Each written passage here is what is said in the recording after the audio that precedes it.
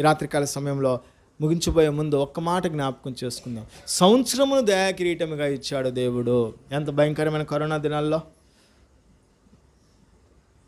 అయినా దేవుడు సురక్షితంగా మనల్ని ఉంచి, ఆయన వాక్యం ఇచ్చి, ఆయన క్షేమం మనకు అనుగ్రహించి, ఆయన బాహుబలము చేత మనను సంరక్షిస్తూ, బలహీన పరిస్థితుల్లో అధైర్యపడినప్పుడు దేవుడు మనకు తోడుగా ఉండి, తగిన సమయమందు మనకు ఆయన అన్ని సమకూరుస్తూ, ఏ లోటు లేకుండా ప్రభు మనను కాపాడుతూ వచ్చాడు. దేవుని యొక్క ప్రేమ ఎంత గొప్పది. మందిరంలో నివసించే ప్రతి ఒక్కరు ఎలాంటి వారంట? ధన్యులు. ఎందుకో ధన్యులు తెలుసా? నీవు నేను మనమందరము దేవుని జీవము కలిగిన సంఘముగా మనం ఉండడానికి, ఆ సంఘము కొరకు ఆయన ఏం చేశారంట? తన స్వరక్తమిచ్చి మనల్ని సంపాదించుకున్నాడు. ఆయన రక్తము చేత నా పాపము కడిగి శుద్ధీకరించాడు.